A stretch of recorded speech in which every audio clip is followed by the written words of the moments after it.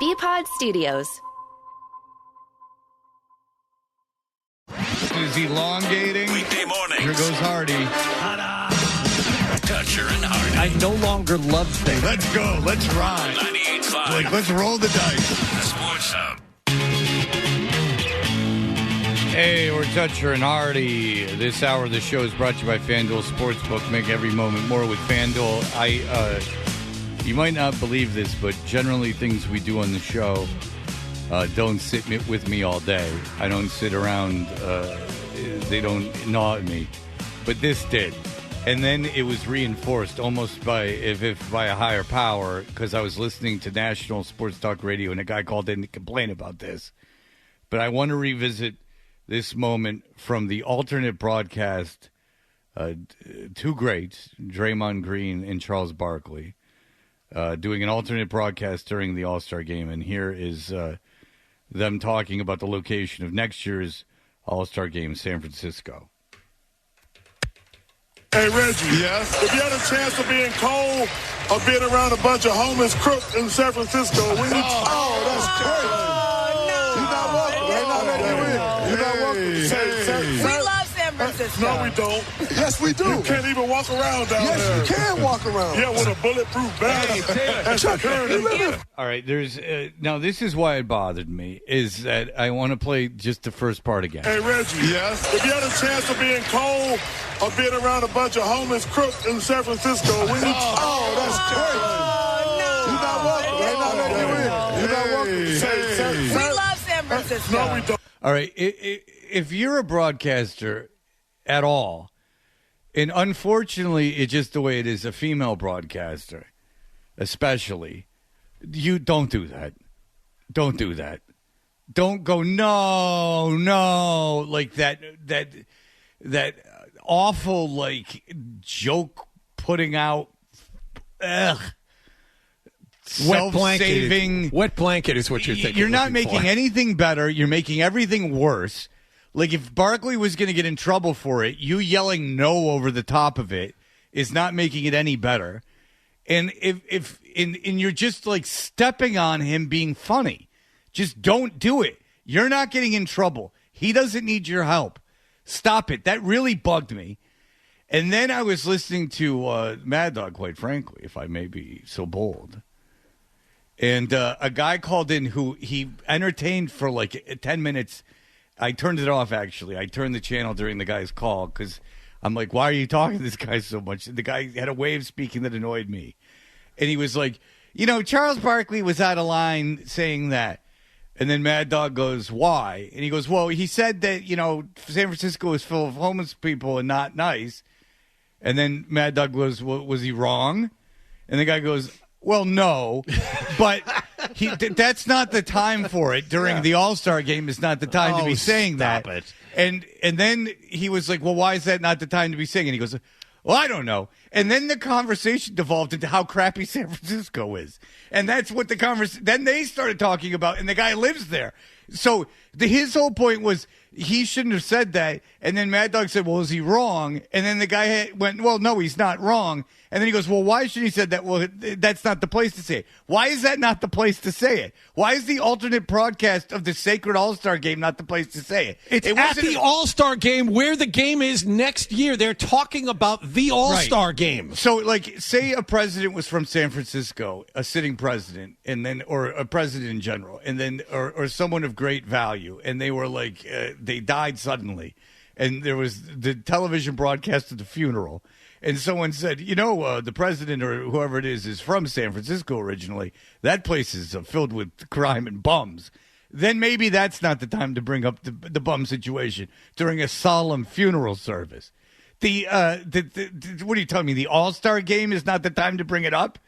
And saying a place that exists geographically, something without a soul or a heartbeat, something that is just a man-made, just created by man, just saying this is a city, saying that there are a ton of homeless people there and that it's dangerous is inappropriate in what way?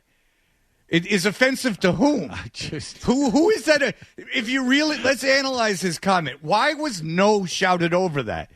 What is offensive about that comment? Maybe. Is it offensive to the plot of land that has been designated as San Francisco? Is it offensive to the people that live in San Francisco? Is it offensive to the homeless people of San Francisco? What is offensive about that? Really think about it. Who is that offending especially? Like if you lived in San Francisco and they said, wow, your city's filled with like a lot of homeless people, either you would rebut it by saying, well, actually it's not, Charles Barkley was wrong, or you would say like, yeah, it is. But to be offended by it, why would you be offended by it?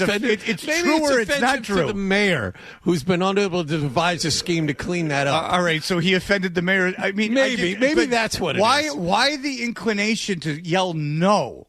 Like, why the inclination to do that? Hey, Reggie, yes? If you had a chance of being cold or being around a bunch of homeless crooks in San Francisco, that's crazy. You're not welcome. You're not welcome. We love San Francisco. Now, Draymond's doing it because he plays in San Francisco, and he's joking around. Yeah. But why does the woman have to yell no over the top of it as if he has just said the most offensive thing? He's scared you might lose the 1 or 2 viewers that might be offended by this. The best is when someone just expresses themselves as being offended, and then they're asked why, and then they have to resort to, well, it wasn't the time to be doing it. That wasn't the time to be doing it. As if I have decided that this was not the time to be doing it. I mean, on a national stage at an alternate broadcast. It shouldn't have happened while I was watching. You see, I didn't like it, and I happened to be watching it. And so when I'm watching something, they should all say things I like. Everybody, because I'm offended. That means everyone around me was offended also. And I don't have the right to be offended. I mean, I have the right to watch that broadcast, and everyone should be in tune with my beliefs and my thoughts. Do you realize how stupid that is to call into a national show and go, you know what? That guy said something I didn't like. Oh, yeah? Why? Well, I don't think he should have said it. It wasn't the time. Okay, well then, so he should just, why don't you hand everyone a list of your thoughts? Yeah. And they should go by that. What universe are you living in? So we can all understand what Joe is going to be offended by, and we can all react accordingly. Hachi-machi. It's very important. But and also, it's unfair, and it's just the way it is. But women in broadcasting, really, because there have been people before you that have made the road not easy. Don't, especially women, don't do that. There's no like I would err on the side if I was coaching anyone in media. I would say err on the side of just saying nothing. Just stay out of it, unless you want to fight back and go like, "What are you talking about? I'm from San Francisco. Like, you know, there's no homeless people." That's just don't scream no over the top of a joke. It makes everything 100 times worse, and it makes you sound like you're afraid and not talented and not able to hold your side of an argument. Just, no! All right, calm down. San Francisco's got a lot of homeless people. It's well known. And then you're not breaking ground by saying this. And then if you think about who they're offending, like San Francisco is, again, land. It's a designated piece of land. Sure, you're not offending. Who's it offending? You're not offending the homeless. They know they're there. You're not offending the people who live there that are aware that it's a problem. Are you offending criminals? I mean, if you really think about it, like if you're a resident of San Francisco, why is that offensive to you? It's just talking about there's a lot of homeless people. I don't think it's bringing property value down. It really has no effect on you whatsoever. It's just like one of the more expensive places to live in the country. It doesn't put you in danger. It doesn't attack something you can't like that can't. It's very odd to me. Are we answering phones? Do we have a kid here to answer phones today, or is he left? No, he's here. I just saw him. He might be very laissez-faire attitude on the phones today. I don't know. Yeah. Why is he not in the room while we're talking? What's going on today? It's vacation week. But there's a guy who's here, a part-timer, who's supposed to be answering the phones. You'd think that he'd be glued onto those things. He was actively working in the other room on some other audio. So, what audio? Yeah, it doesn't matter. We lost the phone. Show audio for the show today? Yes. When? What audio? Oh, Nick said video. Sorry. Video for the show today? Yes. What? That's got it. The price. Oh my God, guys. We're on the air till 10. He should be answering the phone. Hey, we're almost done. What could he possibly be working on? Well, he's doing something that has to be done after the show's over. There's no video that has to be done during the show. Okay, well, Correct. by all means, let those phone calls drop. Hachiman. Well, no one ever calls. You never take phone calls. Yeah, but that's why he's here. Oh, my God. Well, we didn't need to talk to those people anyway. Who might have an opinion about what we're talking Nicholas is really whiffing today. He's made several mistakes. You really have. That was a mistake to send him out of the room. That was a mistake. That should have been done after the show. Or you could have answered the phone and not thrown him under the bus. You know? There are issues with the phones. Oh, my God. Nice. Okay. Nick has he got. All right. Well, Nick's very proud of himself because he answered the phone. There it is. This is the guy who's, and I've seen the name pop up. He's desperately trying to. Well, Fred, Same guy. Fred, you're a dick. All right. Well, I dare you to go to one of the other shows and not answer the phone. I dare you to go on Felger and Matt That and not would answer cancel the the program. The program would be 2 hours long instead of 4. I defy you to do that and then have Felger on the air with someone not answering the phones. I defy you. Oh man! I defy you, and then see if he handles it the way I handle it. I would like to see him do that once. I would like to Or see how him do about that. don't answer the phone during the midday show and see how Bertrand handles it? Boy. Please. Fred's a dick. Am I really? Am I really? Think of how that would go on the other shows if there was the part-time kid was in here not answering the phones because Nick sent him out to do something that's for after the show. Manji. And Nick gets very defensive. Email about Nick, only negative, and I'll read them all. Okay. We have our email segment coming up. BackstageCountry.com, your online home for all things country music. Country music has so many generous artists who always seem to jump in to help those in need. We're spotlighting 5 who lead by example and lend a helping hand to charitable causes. See who made our list when you text GIVE to 45911. Text GIVE to 45911 and read all about it right now on BackstageCountry.com.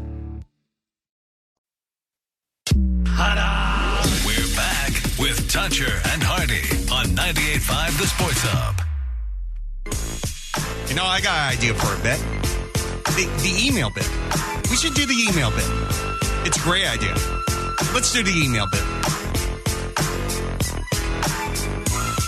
Oh, young Nicholas. He said do an email bit, and so here we are doing an email bit. Reading the emails that we got. Russ says Wallach's next hat. We all know that Wallach has a Blue Jays, Orioles, Eagles, and Seahawks hat laying around that nest of his.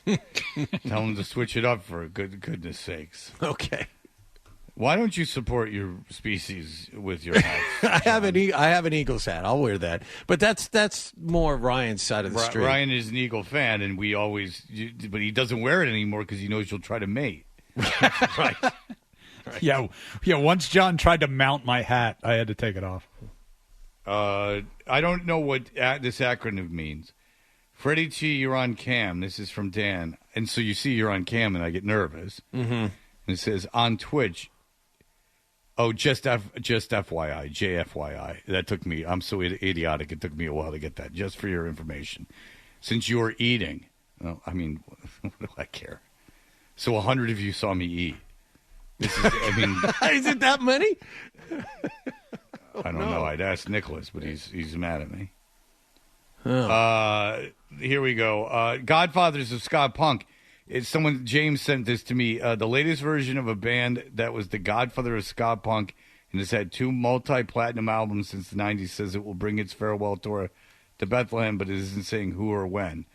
Sublime with Rome, the version of a ska band Sublime that reformed with new lead singer Rome Ramirez in 2009, 13 years after the death of frontman Bradley Newell's death, on Friday night posted on its Facebook page a list of locations for its farewell tour. Now, Dan sent us an article that Sublime they might record an album. The Dead Guy's Kid is in the band now. If you don't know, Bradley Noel died right before their first album was released, which is probably the reason the first album was such a big success. Are you guys Sublime fans? No. I hate them. And now you'll go, Fred, you hate everything, but not like Sublime. Now, I don't hate them like the Grateful Dead. I don't, there's not like a lifestyle around Sublime that bothers me. They're not like, they're not their own aesthetic. Like, I thought everyone had a Sublime tattoo. No? First of all, I have no idea how they're a ska band in any way, shape, or form. Yeah.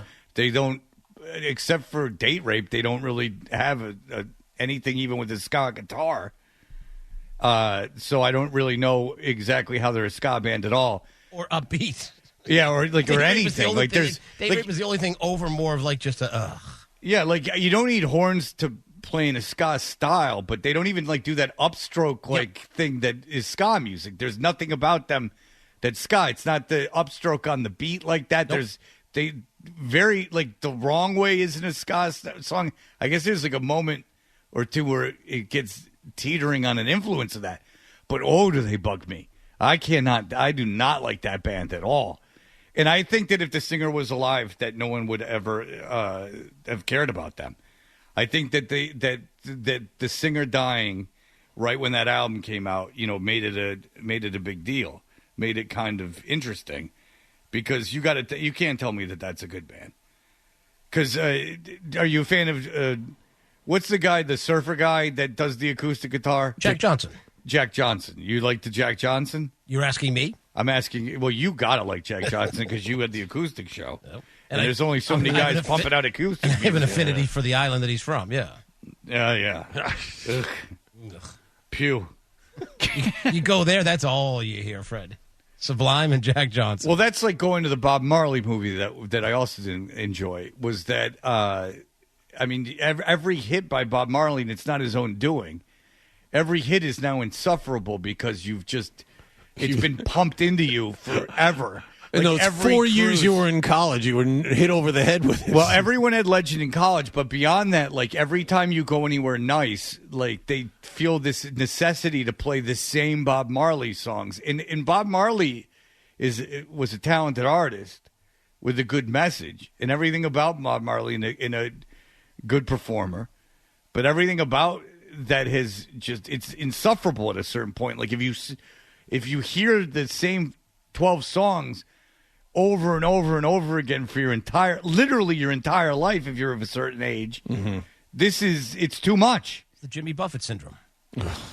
So you hear the same songs over and over again. Good God. But I don't know if Jimmy Buffett is. But you have to seek out Jimmy Buffett more. Yeah, I agree. Like they don't play Jimmy Buffett on the radio, really, other than Margaritaville on your classic station or whatever. And like Jimmy Buffett, it gets played like it's part of it. If Jimmy Buffett comes on like at a resort, it's like a Jimmy Buffett song. Like they'll let like Marley ride for like a day, for like a week. They'll just let Bob Marley ride for like a week, and then it becomes synonymous with fighting with your family. Is this only me? When you start thinking about those things. I'm sorry to hear that. Well, listen, I mean that's the way that it goes. All right, John, what do you have? Let's see. Jonathan Walperson, I think there needs to be a show rule that whenever the Red Sox are mentioned, Fred has to use the McCarthy voice. And if he doesn't, there needs to be a penalty, like listening to you rant about how Lisa was nothing without Cult Jam. Lisa had large bosom. Yes.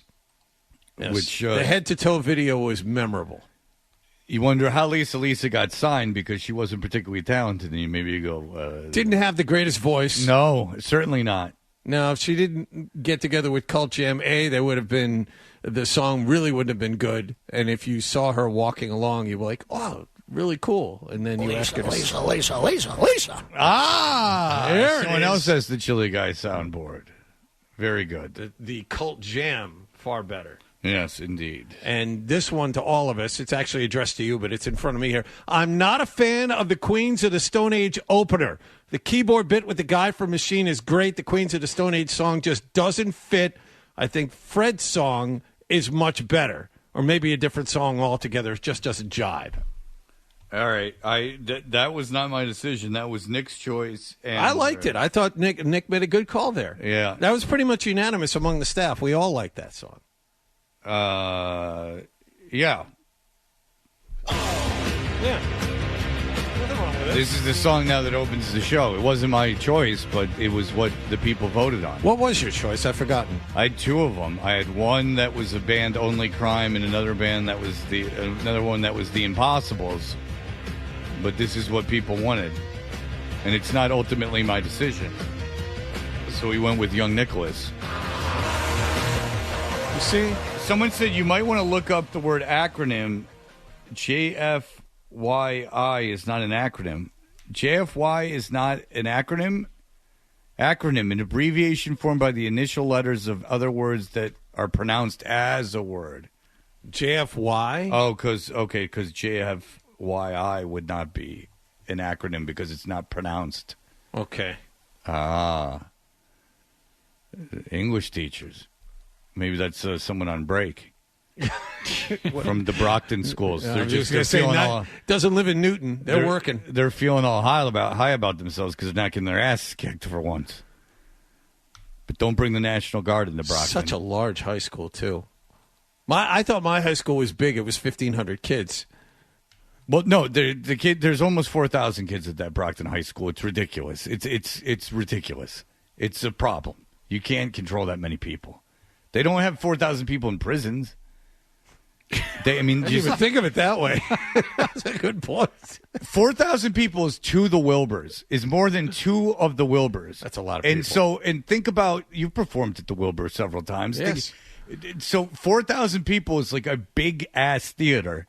Like that's like the Wang Theater or something. Like or the House of Blues, like bigger than the Wang. Yeah, so the House of Blues. So like maybe it's even like bigger than that. to the Agganis Arena. Right. So can you imagine hauling those people through everything? And like again, all it takes for anarchy to ensue is 50 people getting out of line. And that's even pushing it. But 50 people decide they're not going to follow the rules. All hell breaks loose. I got news for you. I'm just wondering how, because we talked about this earlier in the show, short of bringing in the National Guard, which isn't going to happen, why? How do you solve that problem? Why? Why not bring in the National Guard? If there's violence, why not bring in the National Guard? Like if you're going to have the National Guard wrestling 16-year-old kids to the ground? So if it's not them, it's the police? What's the difference? I don't think the police force is big enough. So I'd rather have the police policing. So if they can't control the school and they can't do it, it's either the police or the National Guard. I don't understand what the difference is. Well, if I'm the governor, the answer is, well, wait a minute. You guys can't control your own school. Your police aren't doing the job. You're not putting enough tax dollars into it. Why are the rest of the state going to pay to police your school? I was just going to say, Brockton is under a massive shortfall. I mean, they were $15 million under budget. Okay, well, this is the society we live in. Someone's going to have to pay for it, and if there's anarchy going on involving 4,000 kids, it's got to be curtailed, and someone's got to pay for it. So you can pass the buck along as much as you want, but at a certain point, it's got to stop. So someone's paying for it. And if Brockton can't pay for it, you can't just let 4,000 kids kick each other's ass all day.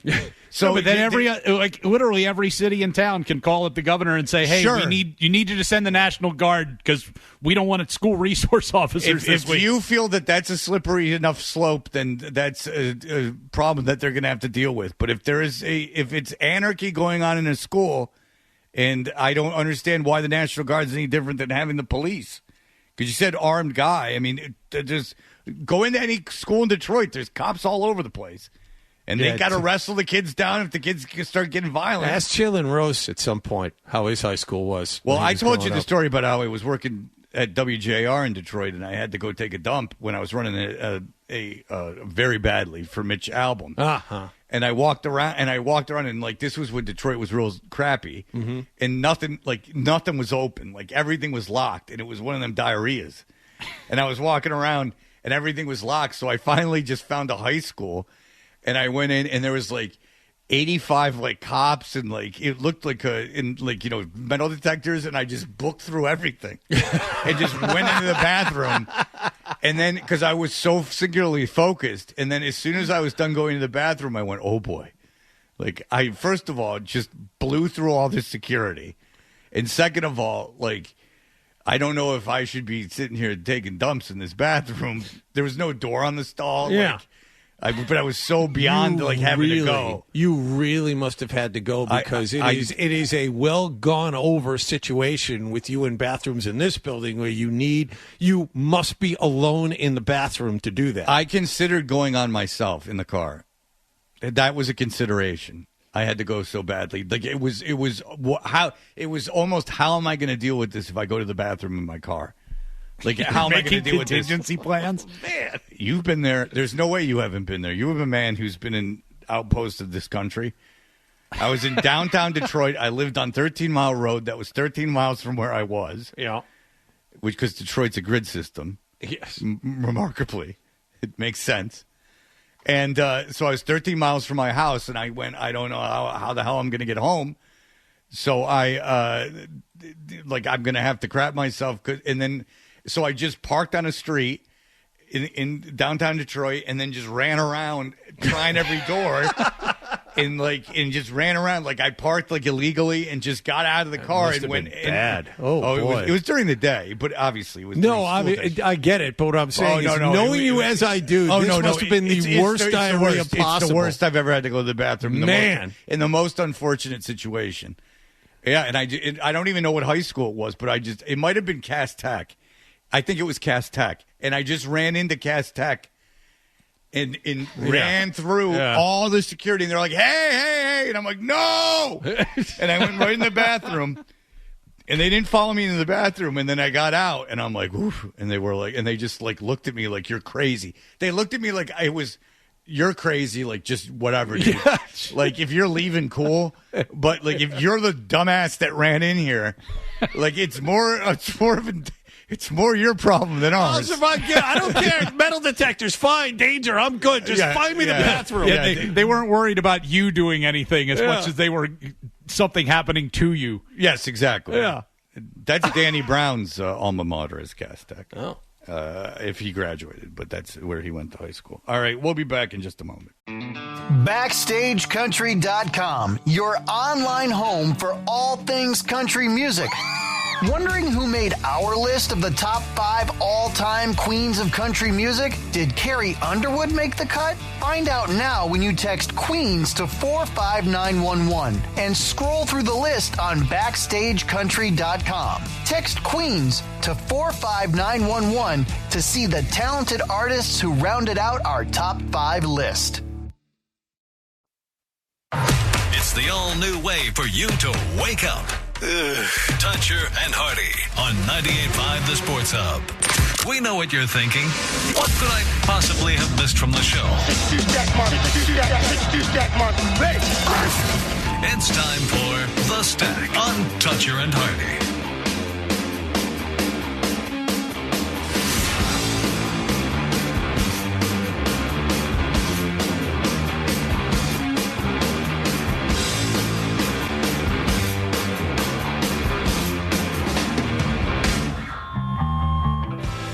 Hey, we're Toucher and Hardy. This hour of our show is brought to you by FanDuel Sportsbook. Make every moment more with FanDuel. Ryan Johnston sent us something. Jimmy Johnson went fishing with Bill Belichick. Now he's talking about Bill's coaching future. Jimmy Johnson, big fisherman. Yes. Always has been. You got to imagine he's got quite a large vessel. Zolak talks about his recruiting trip to Miami, where he was on the boat with Jimmy Johnson, and all the other people that came down for the recruiting trip were on a boat somewhere else. And he was talking about just hanging out and drinking beers with Jimmy Johnson during his recruiting trip while fishing. Said he had a great time. Apparently very good to hang out with.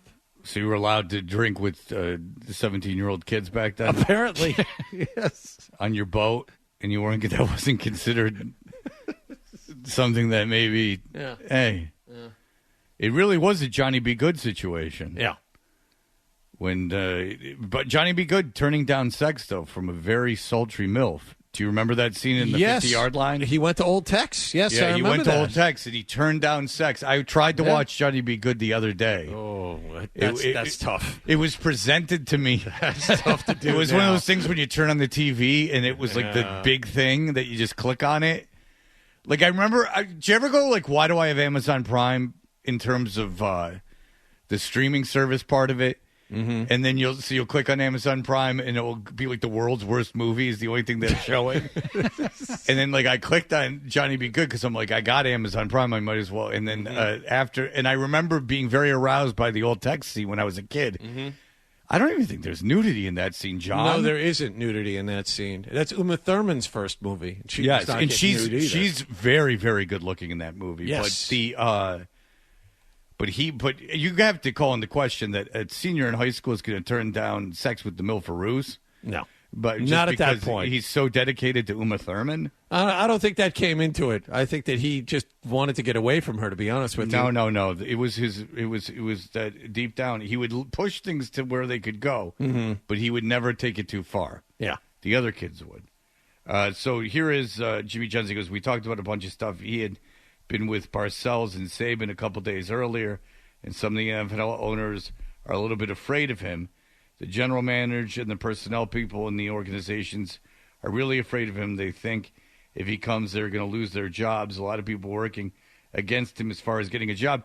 Well, the thing is that, he's old and wants control, and you can't give him control because he's too old. But that's the thing. That was debunked by Arthur Blank. They talked to Arthur Blank, and he said, no, Bill didn't want control, and they still didn't hire him. John, but if you're the general manager of the team and they're like, you can keep your job, but here's a guy who's had control of an organization for an unprecedented amount of time and an unprecedented amount of control of an organization, and you're going to go, yeah, cool, hire him because it won't be a problem at all. Right. I'll keep all my authority. Like, why is that so hard for people to put themselves in the shoes of the whole organization? Like, no one, if you believe in your front office, none of them, of course, they're not going to want Belichick because he's not going to work with them. Because even if I have final say in taking a kid in the draft, Belichick's not going to play him. If Belichick, you don't think Belichick's above being petty enough to not play a kid that deserves to play because he didn't want him taken when he was taken? Of course he is. The second part of the quote is what got me, is that Bill says, I don't have to be in charge. This is Jimmy Johnson paraphrasing Bill. I don't have to be in charge of everything. That's what happened up in New England. He just kind of fell into that deal. It's not necessarily that he pushed for it.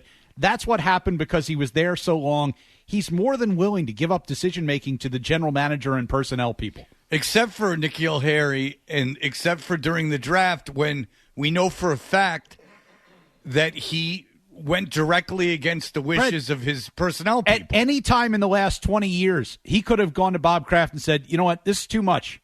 Andy Reid. Give Nick Caserio the title of general manager and let him run all the personnel and let me be the coach. The sad thing is we're watching Nick Caserio doing what he's doing in Houston and know that he could have done just fine up here if Bill had let the man do his job. He was very bold in that draft. He traded up. He took 2 picks in a row. He took the top offensive kid and the best defensive kid. He took them both. He was very bold. A lot of people didn't like that move. They thought he gave up too much capital to move up for that second pick. But I mean, it's just odd to me that people can't put themselves in the shoes of people. Like, we can't give him full power for 2 reasons. A, I don't believe that he can handle it because he's built a terrible roster in New England. And B, he's just too old. You can't give him control of everything because he's not going to be around long enough with the organization or on the earth to see it through. So, if I hire someone and I'm going to give them complete control of the organization, ideally I would like to think they could be here for 10 years and not end up in their 80s. So there's that aspect of it. And then you're not bright enough to put yourself in position of the team and go, all right, well, I'm keeping my front office in place, but there's no way he's going to work with them. He still thinks, based on what Jimmy Johnson said, he still thinks he's going to come back a year from now and get a job. No. Well, I can tell you he's not. Unless it's a ready-made situation where they just want to come in, they really believe in him as a coach, and they just think that it's only going to be Dallas, and that's the only place he can really go, and this isn't a problem, right? And so, but Jerry Jones didn't do it this year, and he'll fire McCarthy. He'll fire him. Yeah, but fire McCarthy to take Belichick. I mean, all right. Well, he hasn't done it. He hasn't done it. If he were going to do that, this was the year to do that. I disagree.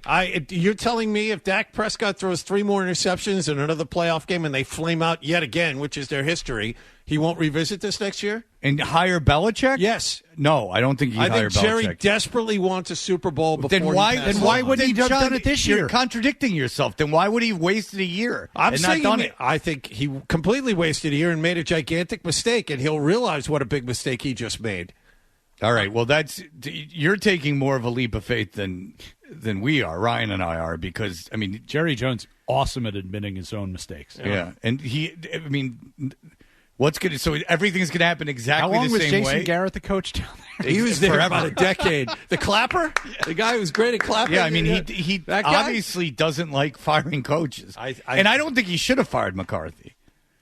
Why? Because how many games did they lose?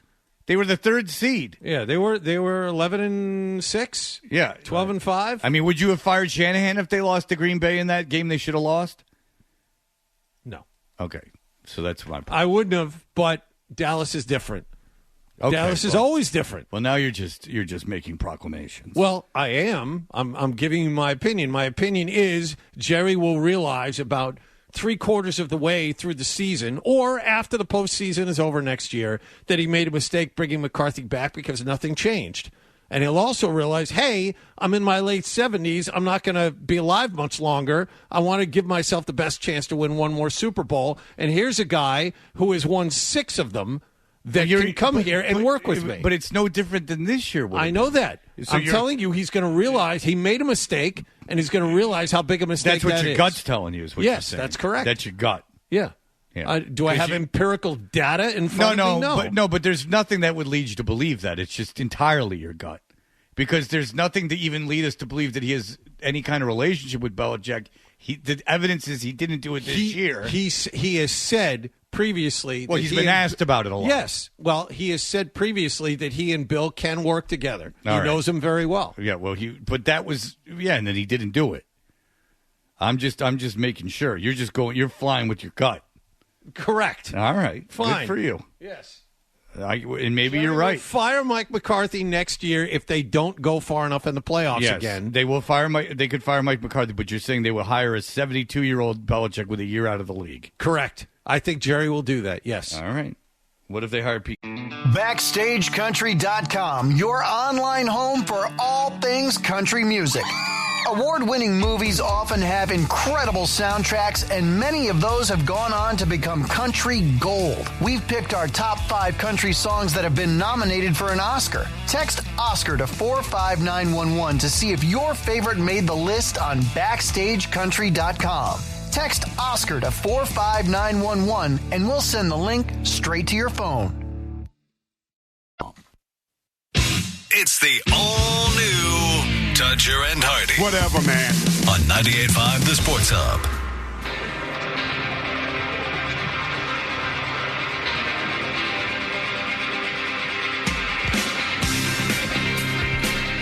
All right.